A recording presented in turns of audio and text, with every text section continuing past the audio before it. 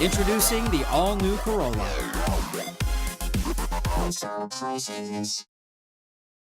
Mr. Manila, imprisonment is necessary for the protection of the public.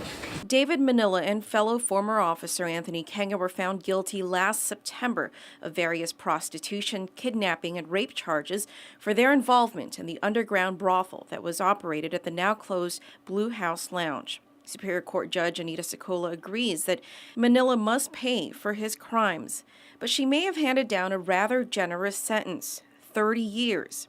The prosecution had asked for life without parole, while Manila's defense, Terry Timblin, asked for the minimum of 15. Even he was surprised with the outcome. I was mildly, pleasantly surprised that it wasn't life without possibility of parole. During the hearing, Timblin cited Manila's 8 years in the U.S. military and 22 years as a police officer. Timblin noted that his client is not the typical criminal that comes through the court for sentencing. Your Honor has pronounced sentence by now, I assume, on probably hundreds of criminal defendants in their career. It is safe to say that most of them have done little that was positive in their lives. When you put whatever good they have done on one side of the justice scale and the harm that they have done on the other side, the harm side tends to sink like a rock. Now, Mr. Manila does not fit into that mold. Timblin also argued against claims that Manila caused the women to become prostitutes.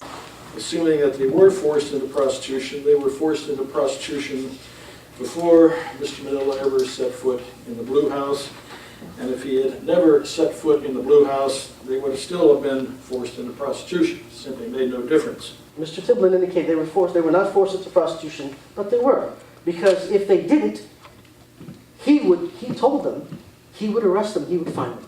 Lead prosecutor Jonathan Kwan also took offense to the way Attorney Timblin belittled the victims by calling them prostitutes. Mr. Timblin admits you can't rape a prostitute. When a woman says stop, you stop, no matter what she is.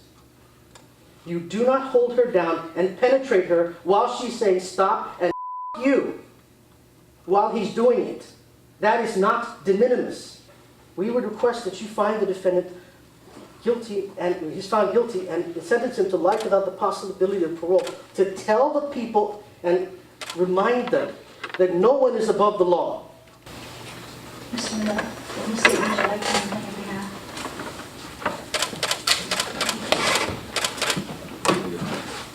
No, thank you. For the kidnapping charges, Manila was given 15 years each, 3 years on the felonious restraint and compelling prostitution charges, 1 year each for criminal intimidation and official misconduct, 15 years each on 2 counts of second-degree rape, and finally, for the most egregious of the crimes. For the 10th charge of first-degree criminal sexual conduct, between 15 years to life imprisonment, the court notes that you have been found guilty to 2 counts. Counts 1 and 2, 30 years each count. The judge ordered that Manila serve his sentences concurrently. Meanwhile, Timblin continues to assert his client's innocence. Your client didn't make a statement today. Was that per your advice, or did he just really not want to make any? Well, our position has been from day one that he has nothing to apologize for, done nothing that he has to apologize for. You know, if somebody is clearly guilty and wants to say, to express remorse and hope to get a better sentence out of it, that's one thing, but we believe that he did nothing wrong other than committing prostitution, which he wasn't charged with.